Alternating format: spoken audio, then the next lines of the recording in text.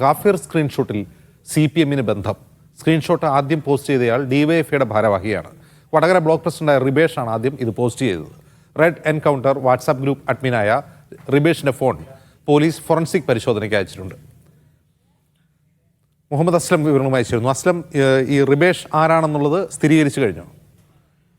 Ajims red encounter എന്ന് പറയുന്ന WhatsApp ഗ്രൂപ്പിലാണ് ആദ്യം 2020 ഈ വർഷം ഏപ്രിൽ 25 2:13 ഇത് വാട്സപ്പ് ഈ ഒരു കാഫിർ എന്ന് പറയുന്ന സ്ക്രീൻഷോട്ട് വരുന്നത്. അതിന് മുന്നേ ആരാണെന്നുള്ള കാര്യത്തിൽ ആർക്ക് തനിക്ക് അവിടെ നിന്ന് കിട്ടിയെന്ന കാര്യത്തിൽ റിബേഷ് രാമകൃഷ്ണൻ എന്ന് പറയുന്ന ആൾ പോലീസിന് മറുപടി നൽകിയിട്ടില്ല. അതിനെ തുടർന്നാണ് പോലീസ് അയാളുടെ ഫോൺ ഫോറൻസിക് പരിശോധനയ്ക്ക് അയച്ചിരിക്കുന്നത്. ഇപ്പോൾ നമുക്ക് ലഭിക്കുന്ന വിവരം എന്ന് പറയുന്നത് റിബേഷ് ഡിവൈഎഫ്ഐയുടെ വടകര ബ്ലോക്ക് പ്രസിഡന്റാണെന്നുള്ളത്. അതായത് ഒരു ഔദ്യോഗിക ഭാരവാഹിത്വത്തിൽ ഡിവൈഎഫ്ഐയുടെ ഔദ്യോഗിക ഭാരവാഹിത്വത്തിലിരിക്കുന്ന ഒരാൾ അഡ്മിനായ അയാൾ തന്നെ ഗ്രൂപ്പിൽ തന്നെ അയാൾ തന്നെയാണ് ഈ പോസ്റ്റ് ചെയ്തതെന്നുള്ളതാണ്.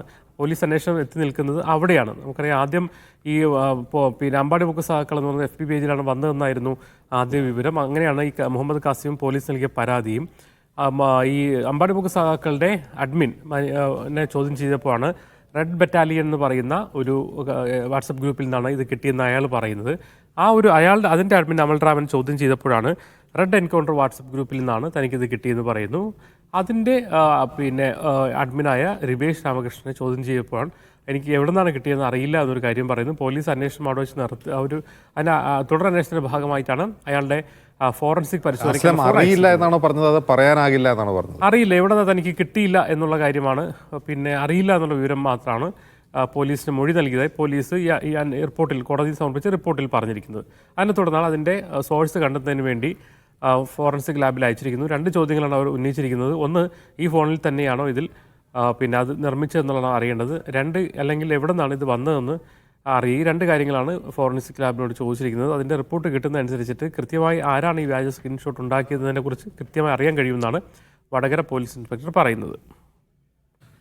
അസ്ലം, ഇതിൽ പ്രധാനപ്പെട്ട കാര്യം ഈ റിബേഷ് മാത്രമല്ല, മറ്റ് ഗ്രൂപ്പ് ഉടമകളെയൊക്കെ ഗ്രൂപ്പ് അഡ്മിന്മാരെയൊക്കെ ചോദ്യം ചെയ്തല്ലോ. ഇപ്പോൾ പോരാളി ഷാജി, അമ്പാടി മുക്ക് സഖാക്കൾ, ഇതിൻ്റെ അഡ്മിന്മാരൊക്കെയും CPM-കാരാണോ?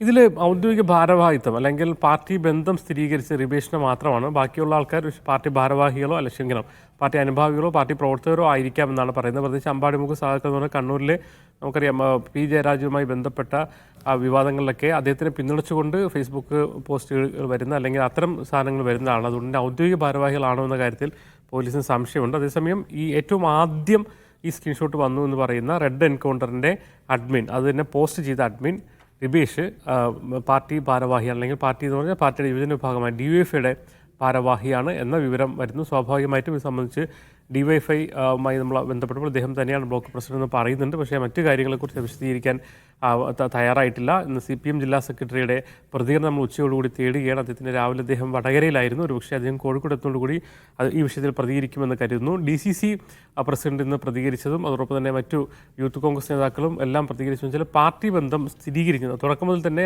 തങ്ങൾ ഉന്നയിച്ച ഒരു ആരോപണം എന്ന് പറയുന്നത് CPM കേന്ദ്രങ്ങളിൽ തന്നെ ഇത് പടച്ചുവിട്ട് UDF-നെതിരെ എന്ന രീതിയിൽ അതിനെ ഉപയോഗപ്പെടുത്തുകയും അങ്ങനെ തെരഞ്ഞെടുപ്പിൽ ഗുണമുണ്ടാക്കുകയും ചെയ്ത ലക്ഷ്യത്തോടുകൂടി CPM കേന്ദ്രങ്ങൾ തന്നെ പടച്ചുവിട്ടതാണെന്ന് തങ്ങളുടെ ആരോപണം ശരിവെച്ചിരിക്കുകയാണ്. പാർട്ടി ബന്ധം സ്ഥിരീകരിച്ചിരിക്കുകയാണ്. അതുകൊണ്ട് തന്നെ നേരിട്ട് പാർട്ടി നേതാക്കളിലേക്കും ഇതിൻ്റെ ഉത്തരവാദിത്തപ്പെട്ട ആദ്യം ചെയ്ത ആൾക്കാരിലേക്ക് കേസെടുത്തുകൊണ്ട് മുന്നോട്ട് പോകണമെന്ന ആവശ്യമാണ് ഇന്നിപ്പോൾ DCC പ്രസിഡന്റും യൂത്ത് കോൺഗ്രസ് നേതാക്കളൊക്കെ തന്നെ ഉന്നയിച്ചിരിക്കുന്നത്.